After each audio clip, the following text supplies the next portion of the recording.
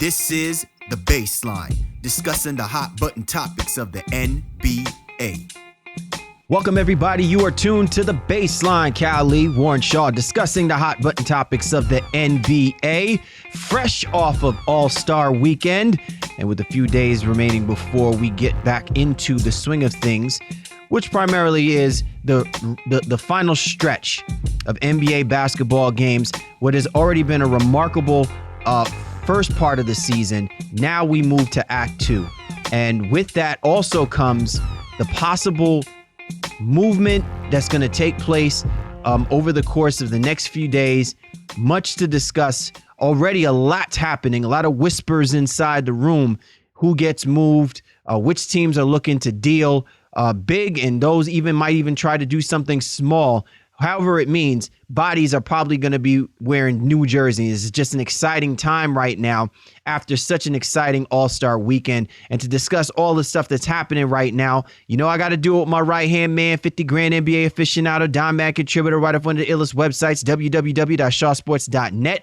Big Kahuna PNC, coming fresh off of that northern weather. My man Warren Shaw. What's good, my brother? Welcome back from Toronto, man. I appreciate it, man. And yeah, I'm just happy to be here. Salute to all the fans, listeners of the NBA Baseline. We are set for a great show. Lots on tap as we close in on the trade deadline. Make sure before we go any further, though, make sure you tune into us on NBA Trade Deadline Thursday to tune into our trade deadline special. We'll be doing that on Rebel TV. That's rebel.tv, Baseline Live, checking in for the NBA Trade Deadline. But lots to get to do on this show, man. The stuff has happened, including All-Star Week, and we need to touch on as well. So why don't we hop right in? No, definitely, man. But before we do that, I had to ask you, man, what was that like getting that Arctic blast up there that weekend, man? I saw everybody whipping out all kinds of snow Arctic gear for All-Star Weekend. Were you knee deep up in the Eskimo fur? Oh, brother, was I ever? Jack Frost was whooping my ass, man. I wasn't with it. It was something really to behold, and that cold, haven't felt cold like that since that time, long time ago when you and I think were in Chicago, and that wind was whipping through our coats. That Toronto cold was something to behold, and it had a lot of people, had a lot of everyone, more than frosty and salty. Definitely, man. And but all in all, though, if you were inside if you were inside the arena or you were part of All-Star Weekend festivities, specifically All-Star Night, boy, nothing Arctic was happening inside that place, man. I mean, it was just thermal up in there from what I was able to see this weekend on television. So for you to be able to get a glimpse of that show, I think it was pretty awesome. Great show on tap for everybody. And once again, we appreciate all the fans and listeners of The Baseline. Be sure to get at my man Shaw at Shaw Sports NBA, or get at me at GameFace Lee, or get at the show's Twitter handle at NBA_The Baseline. Hashtag up The Baseline. Let us know who you are and what you're about. We will be on our segment of the breakdown in a couple of minutes, previewing the rest of the NBA season, kind of giving a little predictions. Who are the contenders and who are the pretenders? We'll kind of give you a glimpse into who we think are going to roll in strong the final stretch of games left, and who may actually fade away, might even fall out of the NBA playoff chase. Also, we'll be talking about All-Star Weekend, clearly in our segment of The Drop. What an exciting weekend there is. I can't wait to get thoughts from my man, Mr. Shaw. And then, of course, we got to cover the coast to coast, discussing the news in the association. More importantly, some of the trades that are probably already happening as we do our podcast. So be sure to download any one of the major platforms that we're on: iTunes, Stitcher Radio, Player FM, Microsoft TuneIn. Allow us to be your go-to resource discussing all things NBA. You know how we do, and you know how we like to set it off. It is time now for the breakdown. Time to break it down. I break you down to the bone gristle. Time now for the breakdown. Cal Lee, Warren Shaw of the Baseline NBA podcast. Once again, like my man Shaw said earlier, catch us this coming Thursday as we will be on Rabble TV, giving you the ins and outs and giving you perspective and analysis with the trades that are be rolling in come trade deadline time. A lot of stuff happening. And listen, it's only right that we discuss these trades that are possibly going to take place over the course of the next few days, because there are teams out there right now, Shaw, that obviously they read the writing on the wall. This is about a great opportunity as you can if you're a team from the Eastern Conference and even a team from the Western Conference, where there is literally 14 spots that are available and to be positioned quite nicely. There are teams clearly they're in dominant form. We talk about the Warriors, we talk about the Spurs, we talk about the Thunder, we talk about the Cavaliers. But still, even with that being said, these, minus the Cavaliers and the Warriors, Shaw, any one of these other teams could literally make a move or do something to significantly bolster their roster and give themselves about as great an opportunity as possible, if not to position themselves in the playoffs or to get a high seed in the playoffs. And with the new rule changes for the playoff seeding, Shaw, you would think that the GMs are burning up the telephones right now, trying to fixate, trying to position themselves to get a marquee player or a quality piece to get themselves in position for that stretch run. Well, absolutely. I think what it boils down to is, especially in the Eastern Conference, it's wide open, as we've been saying for a very long time. It's the Cavaliers at the top, and you thought it was the Bulls, but now they have all those injury concerns, so it's not Chicago. It could be anybody from Toronto all the way down. Amazing, how they fallen from second all the way down, I think, to like sixth or seventh in the conference right now. Seventh right now, currently, as we record the show. And yeah, I mean, they have lots of injury concerns and don't know what's going to happen for them at the trade deadline, whether or not they're going to be buyers or they're going to try to sell what they haven't been able to really to accomplish in terms of getting to the championship. So, I mean, Chicago is definitely a team you want to watch, and especially in the Eastern Conference, to see if they make a move. But other moves have already being made as teams try to solidify their position. Seeing two teams at the quote-unquote bottom of the Eastern Conference playoff race right now, Charlotte and Detroit, already making moves to bolster their rosters so that they can try to one-up each other and potentially bolster themselves and get into that maybe 6, 7, even 5 seed in the Eastern Conference. Atlanta, lots of discussion going on about them. And over in the West, you have to wonder what a team like Portland is going to do, who, they've scratched and clawed their way to be a 500 ball club at this point in the season. Dallas, who we've talked about at length on our program, do they feel like they need to do anything? Can they do anything to make something happen for their roster? So many teams out there. Memphis now as another, with Marc Gasol going down. What are they going to do? Are they buyers? Are they sellers as well? It's going to be a real exciting finish to the rest of this NBA season. No question. And Charles, let's go ahead and take a look at that one specific trade that you just made mention of with regards to the Detroit Pistons, the Charlotte Hornets. This to me is a very interesting trade because if you're the Detroit Pistons, moving Brandon Jennings, we knew that this was going to happen. Ersan Ilyasova, he gets signed in the offseason by the Detroit Pistons, and I was a little surprised that Stan Van Gundy, went ahead and found a way to put him or include him in a deal to get him moved. I really thought that maybe Ilyasova would have been able to kind of rejuvenate, his career. He's been known to be so inconsistent during his time playing with the Milwaukee Bucks. And for him to be moved along with Brandon Jennings and for the Pistons to get a guy like Tobias Harris, who I've said is while I commend Tobias Harris for what he's been able to do for the Orlando Magic, I think given the talent and the roster, he was just an odd fit, just like, a square piece trying to fit into a triangle with that system that Scott Skiles now has implemented. I really think that the Tobias Harris move to the Detroit Pistons is a quality move. I think when you look at what's now happened with KCP going down with injury, they need better shooting. I'm sure that they are fascinated by Stanley Johnson, their rookie second round pick, I believe, that, on the team. But clearly he's got, he needs to get some mileage under him. Marcus Morris, really adequate player, has the second most minutes on the team, but you can see his inadequacies, and he's still a young, relatively, on the come up type of player. I think that there's versatility there. Van Gundy sees that. He sees the potential with Tobias Harris, but he's a solid wingman, doesn't have a great post presence, but I think definitely gives him that wing presence to shoot the ball consistently, especially with KCP being gone. Yeah, well, KCP should be back right after the break. He said that as much, and I think this is a move for as much as now as it is for the future. Harris just signed his deal. Orlando didn't let him go. Harris was rumored to go anywhere between New York, Boston, and maybe even Portland at some point. But it didn't happen. Orlando decided to enter into his restricted free agency and retain their guy. And now they've traded him just as quickly. So I think you're right. It just wasn't a fit for him and Scott Skiles in Orlando. They had that previous altercation or beef that they had in Milwaukee, and when Skiles moved him, I guess initially, and then they said all was forgotten and forgiven, and maybe some of that is true, but it just didn't seem to be working out in Orlando. Now the Pistons have a guy who they can rely on at that 3-4 position, and really play the way that Van Gundy wants to in terms of getting up and down. While Ilyasova gave them the 3-point shooting that Van Gundy likes, Ilyasova didn't give them the athleticism that he likes at that position too. So I think you're going to see Tobias Harris and probably Marcus Morris be the 3 and 4 and probably play that and change that interchangeably.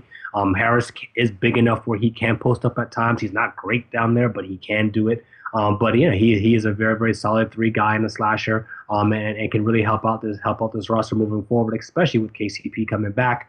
We don't know what's going to happen with Jody Meeks if he returns this year to give them even potentially more shooting. Anthony Tolliver also will be thrust into a bigger role. I think they're comfortable with that guy coming off the bench and getting some 3-point shooting as well too. So the Pistons they're going to be a problem, not just this year, but definitely in the future. This is a great move getting Tobias Harris. All right, and let's go on the flip side, Shaw. The Orlando Magic moving Tobias Harris, right? You know what that does?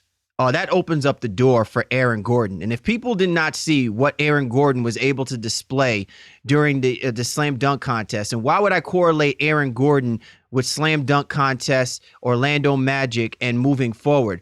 I think that Aaron Gordon was kind of getting lost in where he needed to find himself. By moving Tobias Harris, now there's going to be more opportunities, more looks for Aaron Gordon in the front court. And you've seen him in recent games, especially leading up to the All-Star break. He has been putting up ridiculous numbers. I think one night we were calling the Boston Celtics game where he dropped like 14 and 19 or something to that nature with 3 blocks. The athleticism is completely off the chain. He brings a skill set that I think needs to be full blown and to be used to the advantage of a system that Scott Skiles has implemented. And I think that opens up the door. And I think it improves the Orlando Magic basketball team. They've got a lot of young guys that they really need to give opportunities for them to flourish and shine, because if this does not work out, they could be better suited elsewhere. But more importantly, with this Magic team, even though they've been on the recent skid and there's been speculations about Victor Oladipo possibly being moved,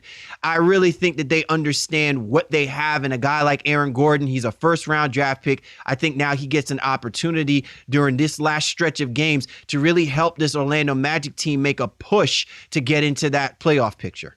Yeah, and I'm not going to discredit anything you said. I think the Gordon angle is huge here, and especially him coming off for such a phenomenal All-Star weekend where he's definitely shown the world that he's an up-and-coming star. Yeah, I understand the dunk contest doesn't mean that you can play basketball, but he's been definitely getting the minutes right before the break and doing a lot with that opportunity. So this is a huge move for Orlando to give Gordon that time moving forward. But the flip side to this too is now they have, there's 2 things.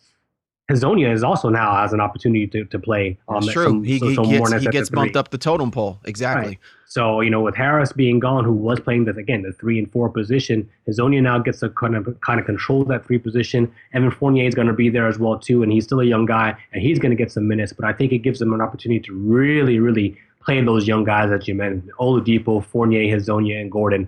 All get to go out there, and obviously not to get Vucevic, all get to go out there and really gel together and play massive minutes the rest of the season. The question that we don't understand right now currently is Brandon Jennings. Does he now come in here now, and does he stunt the growth of Elfrid Payton? Does he help the growth of Elfrid Payton?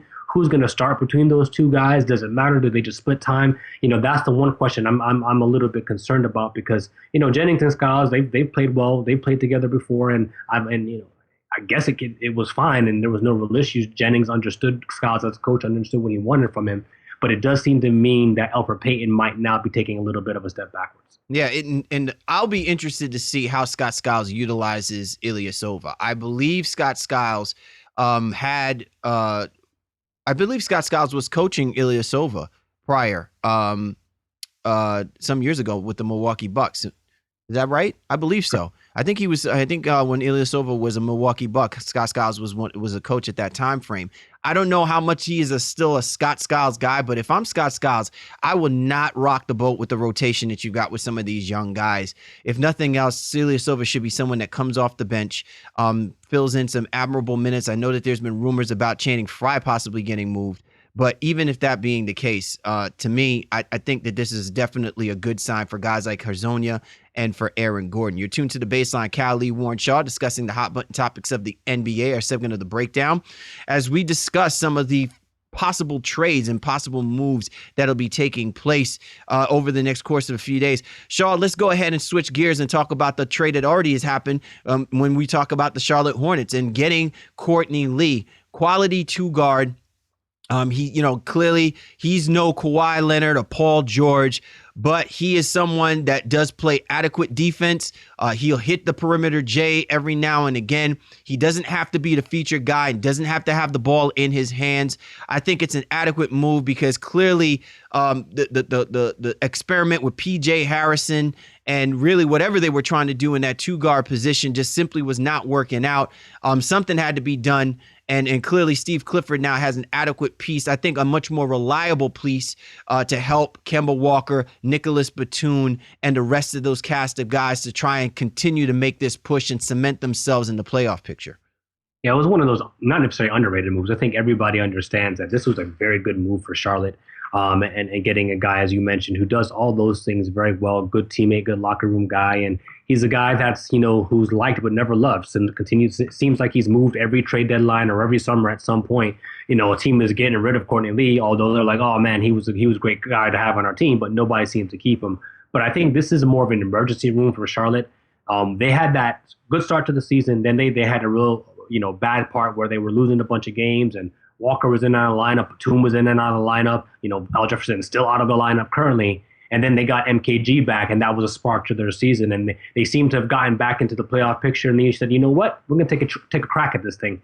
Courtney Lee comes in now to basically spell MKG, who was going to be lost for the rest of the season, after suffering another labrum tear in that shoulder. And I think they just didn't want to take the step back. They said, listen, we have some good momentum going here now. Let's go ahead and figure out a way to get a good piece for us here. And Courtney Lee is definitely that. I'm just not a PJ Harrison fan. I'm very happy for them in that regard that they were able to unload that contract and get Lee and get a great quality guy in there to go into that starting lineup immediately and help this team, make a strong and significant push for the playoffs. Not to lead astray on the concept, but a thought process about PJ Harrison, but do you think that he has an opportunity to shine in Memphis, given the state of Memphis with Marc Gasol going down to injury and the load now being back on guys like Jeff Green, Zach Randolph, and Mike Conley, who, listen, for all their effort and for all of that veteran play that they bring to the table, maybe some fresh blood is needed from an offensive perspective to maintain that consistency that seems to be inconsistent for the Memphis Grizzlies. Yeah, I guess it's possible, but I'm looking at that roster, and you just mentioned Matt Barnes is there, Tony Allen's there, Jeff Green is there, Mario Chalmers too. All those guys are going to get opportunities, I think, before Hairston does. And I'm just not a Hairston guy, so Memphis makes a move. They get a guy who potentially is supposed to be a scorer and guy who can fill it up a little bit. We'll see. I just don't like the personality type that he brings, and even going to that roster, which again they've been able to galvanize and understand themselves. But you mix Harrison with Matt Barnes and Tony Allen and even Zebo. I think you're just asking for all kinds of things to go on in Memphis with that type of risk that you're bringing in with Harrison. But it is what it is, and I wish him the best. I hope he does well. But like I said, he's just not my type of player. Serious Memphis rub that might be happening, Shaw. So actually, this is a pretty nice way for us to segue ourselves to the next portion of what we wanted to get into with reference to the breakdown. Listen. We look at this, we look at the 16 teams currently situated right now, and we're pretty certain, I want to say maybe about 6 of those 16 teams that we know the way that they've been trending, they are sure to lock somewhere in the playoff picture without question. It's just a matter of where they're going to get seated, okay? But now let's take a look at the teams that we don't know if whether or not they're going to be contenders or pretenders. And that probably is going to be that lower half of the Eastern and Western Conference. So I'm going to name off some teams to you, Shaw, and I want you to tell me if they are contenders or pretenders. And if so, if they are contenders, do they make a move? All right. So let's go ahead and start off. We are talking about the Miami Heat. This was a team that we said in the beginning of the season, they should be a top 3 team with the current roster constituted. But clearly, they have not played up to that level. 29-24 at the outset of us doing this podcast. My question to you, Shaw, contender or pretender? Contenders, man. They're faking the funk. You went main source on me. Like it. Sir. I like it. They are not who we thought they were in terms of Denny Greenham. Denny Greenham.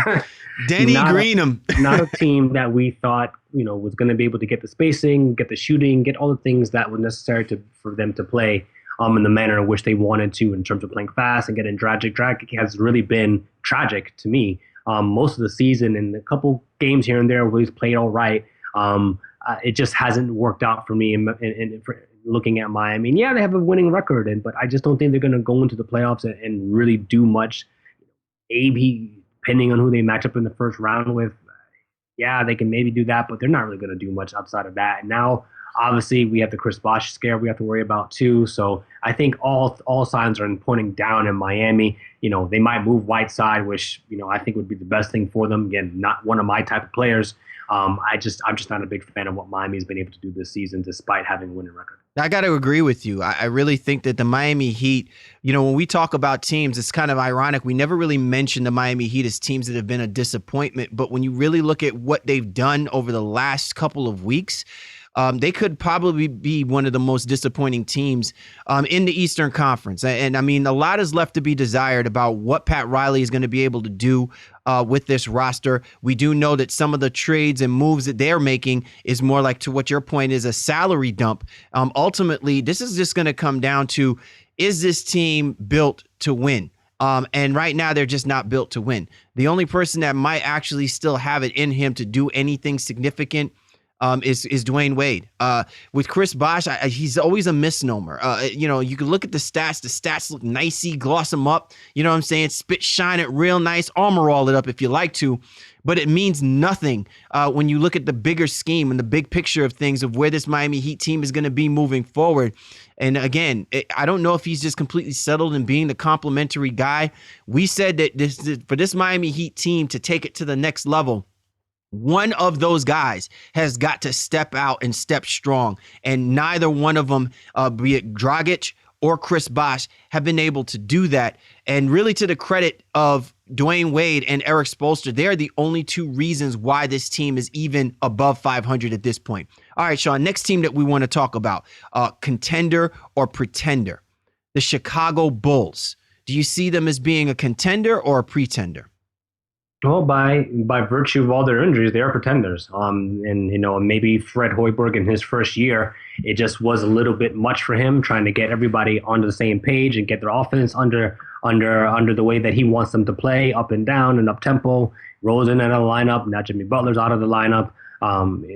Gasol's had his injuries. Noah's lost for the entire season. Dunleavy's just now getting back. I mean, they've just been really, really banged up. Now, I'll say this. They're not a team I would love to play in the first round, especially with Jimmy Butler coming back. Agreed. But I can't see them actually doing much of anything in the playoffs at this point. Again, I feel like they're just you feel like something else is going to happen to them injury-wise, and they're going to have a good run at things, but they're not going to be able to get over the hump. Yeah, look, I'm gonna say cautiously contender. Because when you look at this roster, Paul Gasol, Jimmy Butler, Derrick Rose, these guys are guys, when they're healthy, they're about as lethal a team as you could possibly have that can make noise in the playoffs, okay? If they're a lower seed, they are just really, they're going to defy the laws of what we say mismatch. You know what I mean? Because you just don't want to play these type of guys. They're already playoff tested. They're battle tested. And minus Fred Hoiberg, you really don't need Fred Hoiberg for you guys to figure out what you need to do in order to win that first round matchup. But it just comes down to their health. Now, with that being said, I will say that the part that is a pretender is this bench. I don't know what Fred Hoiberg is going to do. I just know that what Fred Hoiberg wants to implement, some of these guys are just not going to work in that system. And I think he has to take a long, hard look at how he's going to situate this roster moving forward, as long as guys are going to continue to be injured. Guys like Taj Gibson, guys like Kirk Heinrich, they're just not cutting it for this Bulls team to maintain when their star players go down. I really think that should be a heavy emphasis on guys like Bobby Portis, guys like Doug McDermott, and he has to start playing these guys with some confidence. Up until this particular point, it's just, a toss-up. And I don't know if he's just relying on the fact that maybe because they're veterans, they could figure out a way. But I honestly believe that these are Tom Thibodeau type guys, not Fred Hoiberg guys. And to continue to keep pushing those guys out there, behest of the idea that the Bulls are going to continue to lose basketball games, I think is a detriment to the growth process for these young guys that you have. And ultimately, they're going to have to contribute somehow, some way, and do it consistently because they're going to be needed in the playoffs. You're going to have to show up the rotation and the roster somehow. And I just feel like how he misuses the rotation at times is kind of more of appeasing to these guys and rather than just coaching to win these basketball games. A couple more teams in the East, Shaw, that I want to look at. Washington Wizards, contenders or pretenders? I think we all know the answer to that already right now. Don't think they're going to be making any moves. But they're 3.5 games out of the playoff picture, Shaw. So, I mean, do we even say that this Washington Wizards team is not even capable of making the playoffs? They haven't shown any type of consistency to me. They are the Houston Rockets of the Eastern Conference to me. Ooh, good analogy. I like that. Good comparison. Very, very disappointing. Houston, I think, is actually still in the playoff spot, miraculously in the West. And to me, the Eastern Conference is yes improved, but it shouldn't improve too much. Where Washington has fallen out of the playoff picture, even at All-Star break. So, could they make a push? Of course they can. They're very, very talented. Bradley Beal seems to be getting back on the right page, in terms of getting the health together, but he's still going to have the minutes restriction. Walls had a phenomenal season. I think career highs and in almost everything, including turnovers.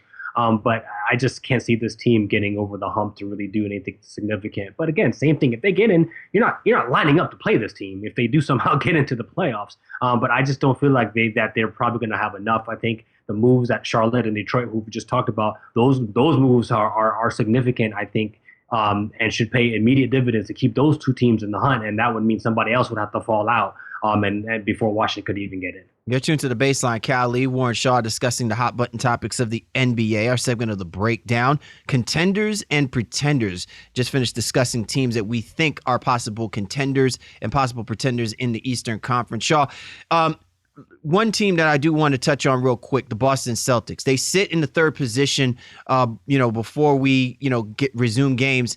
A lot of people are buying into this Boston Celtics team. And, maybe to some people's mind, they think that Danny Ainge has got something cooking up in his sleeve. Do you buy this Boston Celtics as a contender, the third seed to maintain, or is it tantamount for Danny Ainge to make or pull the trigger on a move in order to continue to allow this team to buy into the idea that they can really contend in the upper echelon of the Eastern Conference? Well, I think the Celtics are contenders as they stand right now, and they are a team that, again, nobody really wants to run into as well. No matter where they finish in the Eastern Conference playoff race, and they should somehow finish in that top 6 seeds one way or the other. However, I am not of the mindset that they have to make a move this right before the trade deadline to get somebody, because who is that somebody? Unless it's, again, unless it's a major name, right? Yeah, those old adages. What are you doing? I've said this on the CLNS podcast and their shows, post game shows, is if you're not getting a getting a player that puts you in the hunt to beat LeBron James and the Cleveland Cavaliers in the Eastern Conference, and really give you a chance at winning a championship this season, then you hold on to your picks, and then you have the opportunity to potentially get, 2 or 3 draft picks and a free agent coming into next season. How dope or amazing could you be then? You know what I mean? I think you take your lickings, if you will, you understand, you get your experience with this core and this team and this roster, and then you have opportunity to really make 2 super moves over the summer. I just wouldn't go ahead and blow anything up right now for somebody that wasn't, especially any rentals out there, any of those guys on expiring deals, the Horfords, the Dwight Howards, or any of that.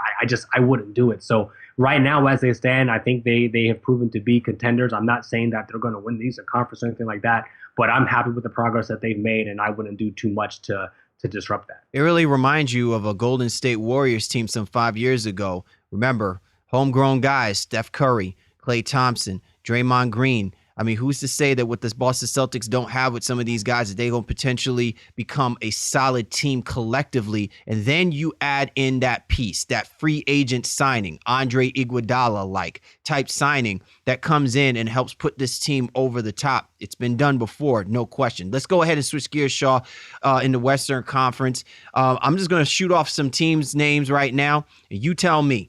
Obviously, we got to hit Los Angeles Clippers, contenders or pretenders, especially with the possible trade rumors swirling around about Blake Griffin. Well, I still think they are a good team and a very solid team, but I wouldn't say that they are, pretenders or but they're not contenders in the Western Conference, just because of who else is out there in the Western Conference. So I don't think, Blake's getting moved. Doc Rivers came out and said that earlier again today. We're not trading Blake. We're not trading Blake. We're not trading Blake. And I think I'm going to take him at his word at that. I think that's something that you see potentially happen. But we've been saying for the longest time, Shaw, do we buy into this trifecta of Chris Paul, Blake Griffin, and DeAndre Jordan? To win an NBA championship? No, I absolutely don't. I will not be fooled again. I will not be led astray by this Clippers team and the fool's gold that they have sold me on multiple occasions. Again, I'm not rooting against them. There's still some trade rumors out there. Lance Stevenson could be moved, and they get a Channing Frye back, and some other nice pieces that can really help their case this season. But again, until they prove it, until they do it, I'm not jumping on that bandwagon or that train. And I'll be the first one to say, hey, I was wrong not to jump on this time if they are actually able to do something. But I don't think they're contenders in the Western Conference. Although, again, hey, it would be nice to see them actually prove some people wrong. Now, listen, I know this might be a dumb question to ask you. The Memphis Grizzlies, contenders or pretenders? Dunzo. It's a wrap for them. I said, a couple months ago, really, that I wouldn't be surprised if they were ready to tear this thing down around the trade deadline with Zach Randolph potentially being moved. But I think the Marc Gasol injury has really hindered some of that and what they're going to be able to do at least right now in season. So I don't think they're going to be making much of a move throughout the rest of the year. It'd be nice to see them galvanize themselves and kind of rally around the new guys that are there, the kind of quirky guys. I mean, you have Tony Allen, like I said earlier, Matt Barnes and Zach Randolph, and all these wild personalities there, even Mario Chalmers. And see them actually do something and potentially make a push in the Western Conference. But I feel like we're going to see them slip. They may still get in, but if they hold their position at, I think it's 6 right now or 5, I'd be very surprised. I see them falling down to 7 or 8 or potentially even out of the playoffs. All right, the Dallas Mavericks, Shaw. And then we talked about this Mavericks team at the beginning of the season, and we even had them as one of our surprising teams before the All-Star break. But they have really, really slipped recently. Just a bad stretch of games now, 14-15 on the road, 29-26 as we record this podcast. Are they contenders or are they pretenders?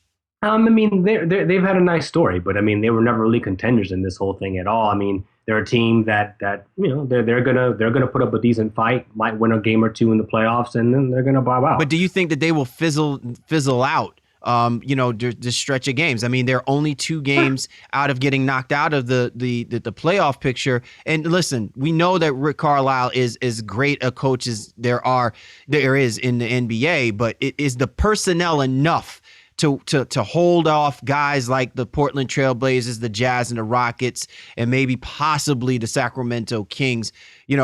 Are they capable of doing that? I think they're able to potentially hold the line. I think you're going to see them, kind of in the same line with Memphis, just filtering back and falling back a little bit here as we get to the stretch run. I think, they're 5-6 right now, Memphis and Dallas. I could really easily see them being 7-8 by the time, by 7-8 seeds in the Western Conference, by the time is all said and done, with Utah making a huge push and potentially even the Portland Trailblazers, who really now are becoming the darlings of the Western Conference in terms of surprise teams. Those 2 teams continue their progression. I think they're going to probably take those spots and move up and put Dallas and Memphis in some treacherous territory. But the Rockets are still there too. Don't know what they do at the trade deadline. Again, if they move Dwight, or any other pieces out there, you really kind of have to see what happens with them afterwards. All right. The final 2 teams, Shaw, that I want to kind of touch on, or actually 3 teams, because there's really a 3-way race running around right now. The Portland Trailblazers, Utah Jazz, and the Houston Rockets. Trailblazers, Jazz, Rockets, Shaw, who's your contenders? Who are your pretenders? Well, again, I just said I love what Portland and Utah are doing, and I'm not being prisoners of the moment. I think we all thought Utah would be a team that would be able to make a playoff push. Portland is again surprising the hell out of everybody right now. So I'm going with contenders for Utah, especially if they can get out of that 8 seed and avoid Golden State and somehow maybe get out of that 7 and avoid San Antonio.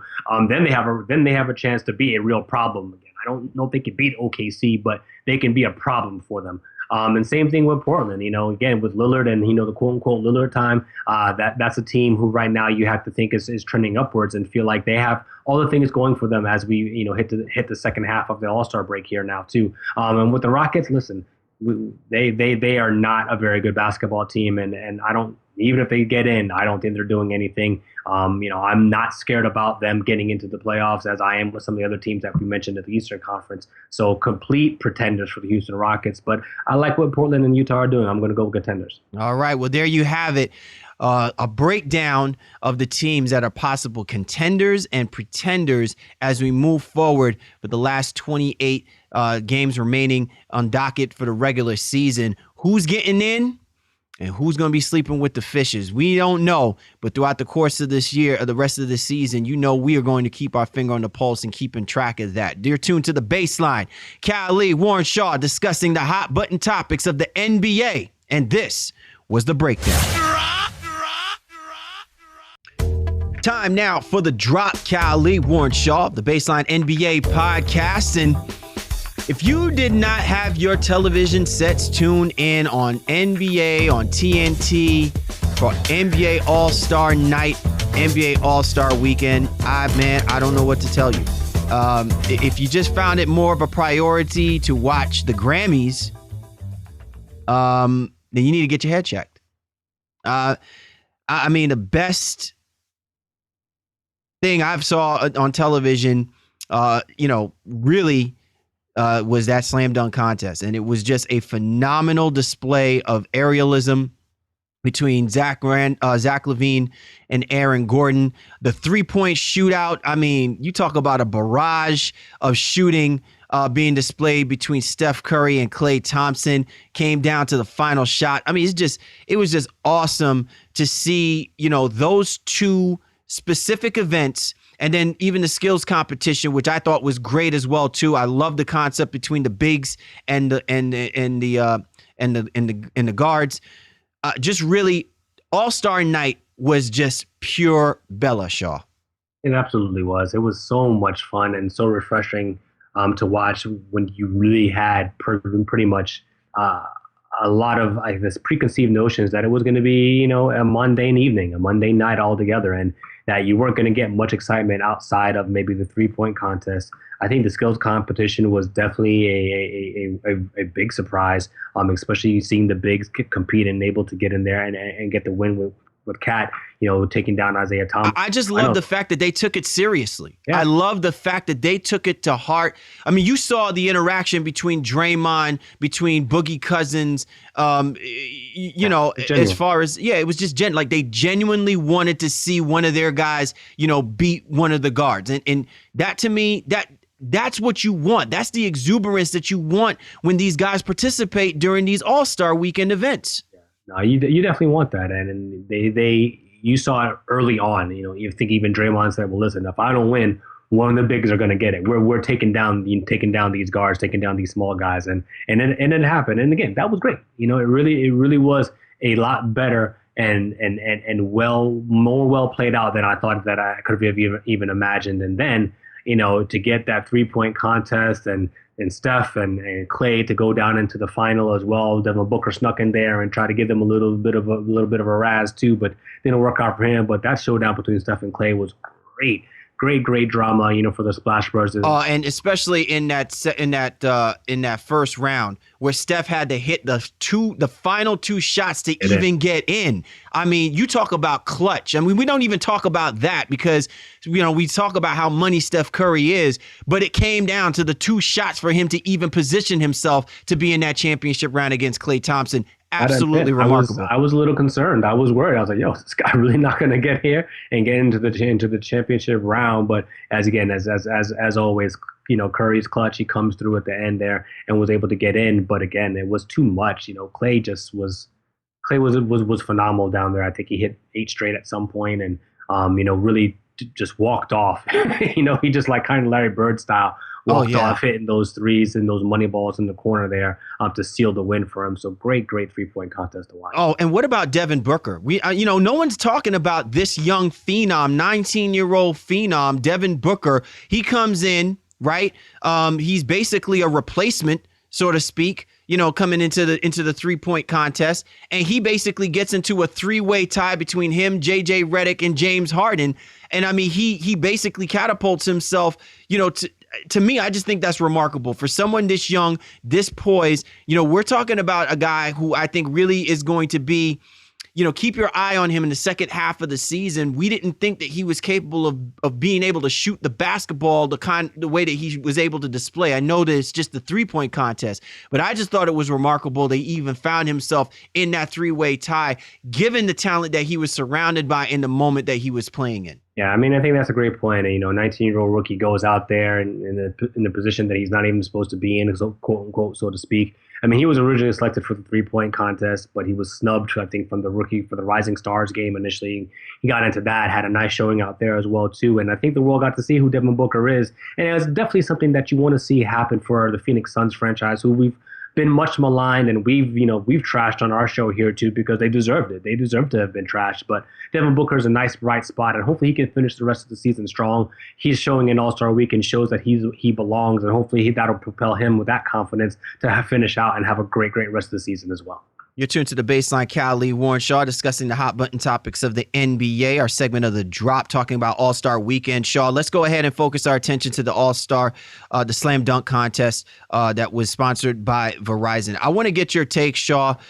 You're good, you're bad about the Slam Dunk Contest. I have a few thoughts specifically, but I really was intrigued. I know you were MIA up there in the North, taking it all in. But what were your thoughts about the Slam Dunk Contest?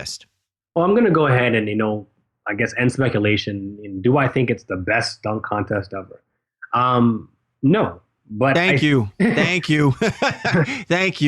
No, but there's a caveat to that. I think we've seen the best dunks we've ever seen. And that, in essence, I think is why everybody is so up in arms and ready to, kind of crown it what it was. Because when you look at the physicality and the sheer acrobatics and mechanics of the dunks that we saw, obviously from Levine and Aaron Gordon specifically, Jordan and Nick weren't doing those types of things then. Right. And again, that's just fact. So it's not about being a hater to the old school mentality. It's just a matter like those dunks didn't exist then, and these are physically tougher dunks than what Jordan and Dominique did back in those times. But the fact that it was Jordan and Dominique that were going head to head in those times made that contest, again, the best ever. Exactly. And I think there's room to have that discussion and that argument. But to me, what we saw, I mean, obviously, especially from Aaron Gordon, I just, I didn't expect to be wild. I didn't expect to, nearly spit out my drink. I didn't expect to be jumping up, celebrating in the bar like I was with, Canadians that I don't know, enjoying the dunk contest the way that I did. They put on an absolute show. And I want to tip my hat to both those gentlemen. And let me add something to what you were saying, Shaw, because I agree with you. I don't believe that this was the best dunk contest of all time, but I don't think it's because of what those guys didn't do. It's because of who those guys were. Aaron Gordon and Zach LaVine are young guys who are essentially trying to make a name for themselves. Whereas we've been in just an absolute rut with the way that the slam dunk contest has been presented to us. And again, I really feel like, these sponsors, they are dropping the ball in what we really should be seeing and getting from these guys. You want this to be the greatest slam dunk contest ever? Then there has to be emphasis on the people who are participating in the contest. I can't knock Zach LaVine. He's only been in the league a couple of years. But even from last year to this year, the question was, who's Zach LaVine going to beat? Well, Zach LaVine can only beat Zach LaVine because there's nobody else. Nobody was talking about Aaron Gordon But everybody knew that Aaron Gordon was athletic. Everybody knew that Aaron Gordon could probably do some things. There just doesn't seem to be enough emphasis any longer on why we need this competitiveness in the dunk contest. But that was what we had when we had Dominique and Jordan, because those guys were competitive. They even brought it on a daily basis, playing against each other when it was the Hawks versus the Bulls. And those two teams were not great teams at that particular time, but they brought it when they came to the court, and everybody talked about it. We just don't do that. If it was Zach LaVine and Aaron Gordon a year ago and they're coming back to do it again, this probably would have been one of the bigger hyped slam dunk contests, and we could have been talking about this being the greatest slam dunk contest ever. But because these guys are starting to make a name for themselves, it's hard to put them in the echelon of the matchups that we've seen before. I mean, I'm definitely putting it up there as probably a top 3. But when I look at the level of competitiveness, it's going to take one or two of those years going at it between each other before I can honestly say this was the greatest slam dunk contest of all time. Yeah, I mean, and like I said, I understand why people say it because of the dunks we saw. I still think these are the best dunks we may have ever seen. Exactly. Especially in the competition. But if you're Verizon right now, Shaw, you should be plugging the heck out of these dunks. I mean, you spent the money to put your name on this thing. This thing should be, I got Fios right now. I should be seeing dunks in between Law and Order on commercials. Okay, that's what I should be seeing. And we're just not getting that emphasis that, you know what, we're just putting our name to something and that's it. And I just feel like, that's not just Verizon's fault, but that's also the NBA's fault, because you should be You should be applauding and praising these guys for doing something. They've resurrected the dunk contest. I mean, we were just talking about it a few days ago, Shaw, that, people are talking about how the dunk contest needs to get moved behind the skills challenge. Put the dunk contest first and make the three-point shootout the headliner at the end of All-Star night. Yeah, I mean, a lot of people ate crow on that. And imagine this, though. I mean, this is, kind of a little off take, but imagine if you're Sprite. Sprite Slam used to be what it was, and they had owned that, and I don't know what happened with their marketing deal and why that fell out. But now here comes Verizon, and they have arguably the best slam dunk contest since, I don't know, probably since Vince and Tracy McGrady and Steve Francis. You know what I mean? Like, arguably, you can definitely say that since that time, this has been the best. When you talk about the quality of dunks and the players themselves and the competitiveness, I agree with you, no question. So because even when Vince Carter dominated, we still were in awe behind what those other guys needed to do to even contend with Vince Carter. Yeah, I mean, people forget Francis had a sick dunk and that thing. It was just completely overshadowed by the dominance of Vince Carter. So, I mean, that was a great year as well, too. But, I mean, kudos to those guys. Again, Aaron Gordon, under his legs, sitting in the air. I mean, literally sitting in the damn air. I thought that was nastier than the Segway dunk, than the hoverboard dunk. I just literally was every time I saw it, I said, oh, my God. I'm like, he's doing like crunches in midair, cuffing the ball behind the back and just coming down with the vicious over the head slam. It's just pure nastiness, man. I will tell you, Shaw, I was so heartbroken that we did not get to rabble this. I really was. Yeah, it was definitely a shame, for that and, quote unquote missed opportunity. But again, I was enjoying watching it and for once, getting to be a fan as opposed to a media type as we often are caught up into. We got to enjoy All-Star Weekend kind of, again, like everybody else does. And that part of it was cool. So, but definitely shout out to those who check us out on Rabble. Make sure you check us out. Trade deadline on Thursday. We'll have like an hour-long special, a half hour before and a half hour kind of wrapping that up as well too, man. But man, what an amazing dunk contest it was. All right, Shaw. So now that we got all up into the hype and the build-up, what were your takes about the All-Star game itself? Well, I mean, the homage to Kobe and I thought it was a great send-off for Kobe, really classy, and well-deserved more than anything. But I didn't care for the game. Yeah, I mean, I don't think anybody did. A lot of people turned it off. They weren't playing defense, which they never do. And even towards the end, where it usually gets competitive, it never got competitive, and it got really more so out of hand. Westbrook was out there firing up and doing his thing. Paul George had a great game, was shooting threes and set the record for threes in an All-Star game. And all those things were fine. But, I don't think it was a particularly enjoyable watch other than the fact to see Kobe go at a couple guys here and there. And He was successful, I think, maybe on 30% of the times that he tried to go one-on-one with people. And hey, I mean, it is what it is. Like, you kind of have to do it, but you'd hope that they try to be a little bit more competitive, play a little bit more defense. Everybody just kind of running out of the way as somebody comes down the lane. That was frustrating. So again, most people weren't paying attention to that game after the first or second quarter. Yeah, I was just disappointed just because I would have liked to have seen these guys, D up a little bit better, D up a little bit more. It was great though to see Kobe, go one-on-one with Paul Gasol. To me, even if they weren't trying to really play against each other, it would have been nice to see maybe more one-on-one matchups. Then I can live with that rather than just seeing four of the guys staying around and then one guy just letting them run through the lane with the Olay defense. And then he just absolutely, just unwinds and dunks. I just didn't care for all of that. Anthony Davis was like 7 for 7 on absolute putbacks because nobody decided to put a body on him. I mean, and then he could have been easily an MVP because of that alone, so I really didn't care for all of that kind of stuff. I hope it doesn't trend to the point where we talk about the All-Star game the same way that we talk about the Pro Bowl or NHL All-Star, the NHL All-Star game.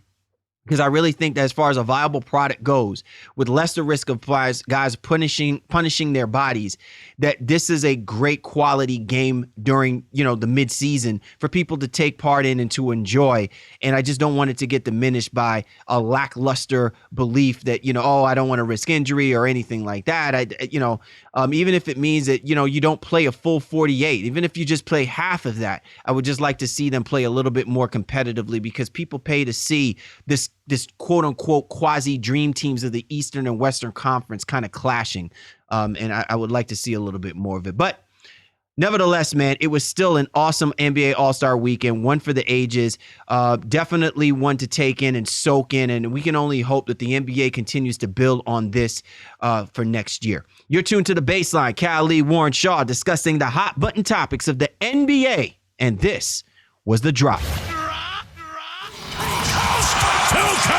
Coast to coast. Time now to go coast to coast discussing the news in the association. You ready to rock and roll, Mr. Shaw? Absolutely, man. That's right. All right. Injuries galore out in Memphis. Marc Gasol done for the season with a broken foot. How big a blow is this for the Grizz, man? Terrible for Memphis. Don't know what they're going to do now moving forward. Gasol has been playing on that bad foot for a long time, and apparently that they find out that it is broken and he's got to shut it down. So hopefully he comes back strong next season. Sad to see Gasol go, but I think it signifies the end of the grit and grind era in Memphis. Oh, man, and it's such a sad, too, especially with the re-signing of Gasol. Not having the greatest of seasons. I think his numbers are definitely down, from recent years. But, I mean, clearly with this Memphis Grizzlies team, grit and grind, always great to watch, no matter how slowed down the play is. I just love these guys always being on their Grizzly. It's a shame that this dynamic duo cannot finish out the rest of the season. Out in Atlanta, Thiago Splitter, done for the season, Shaw. I was a little leery about the Atlanta Hawks getting Thiago Splitter, but nonetheless, the big man going down for an Atlanta Hawks team that normally plays small, still a major injury for them. Yeah, it sucks for them, and that means more minutes for Horford and Millsap in the front court. Muscala also spent some time, but Splitter had to have season-ending hip surgery there, and again, same thing. Hopefully he can come back and be productive for them next year. They acquired him in the Spursian way, if you will, and really hoping for him to be a little bit more productive than he has been. But he's been nagged by injuries all season long and just hasn't really fit in. So we'll see what happens for him over the summer. All right, our second favorite acronym in the NBA next to AK-47, MKG, Michael Kidd-Gilchrist. He is done for the season, re-injuring that shoulder. And Shaw, when he came back fresh from that injury, he looked really impressive and definitely helped the Charlotte Hornets get themselves back on the saddle. Him going back down again, man, really, really sad for a guy who's been a first-round draft pick. And, to a lot of people's varied opinions, being a bust because it's either he hasn't caught up to speed or he just can't stay healthy. Yeah, I mean, that's an unfortunate label for him that he's going to have a hard time shaking even moving forward. He came back well ahead of schedule and maybe obviously a little bit too soon as we can now see. But I hope, again, he'll be back next year and get the complete rehab, take all the time that's necessary. Charlotte is making moves, kind of without him right now, but he's a big part of their plans. They just re-signed him to a nice deal, so he's going to be in Charlotte for a long time, and hopefully he can resume his career and be very, very productive. All right, down in Miami, really another big scare. Chris Bosh suffering another blood clot. Although they're not talking about this being season ending, you got to really be concerned about the status of Chris Bosh. We thought that he probably got past this after having an injury similar to this the second half of last season, and all, he had the green light. But for him to be suffering this again, should you be concerned if you were Pat Riley, Eric Spoelstra, and the Miami Heat fans? Absolutely. I mean, and Bosch's health is of the utmost concern here. So, they're saying they don't think a season ending, but he's going to be out for a good majority of the time as he's back on blood thinners, and you can't really play while that's going on.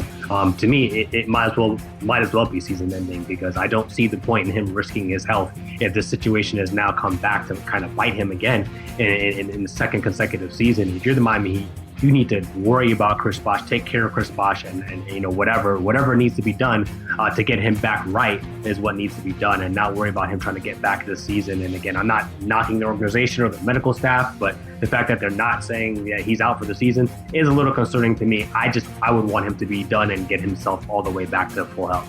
Now, I think if this team continues to slide further down and struggle, you really have to look at the big picture. Is it worth trying to push Chris Bosh out there after going through this scare for a Heat team that might not, live up to the expectations for this upcoming season, that it would be better suited to sit him down? It'd be interesting to see what happens with Chris Bosh moving forward and what Pat Riley and Eric Spoelstra will have planned for the big power forward down in Miami. Finally, Shaw, half man, half amazing. We've seen him for so many years doing his thing. We talked about, how arguably one of the best dunkers ever in NBA history. His recent interview on NBA TV, Shaw, very interesting stuff, man.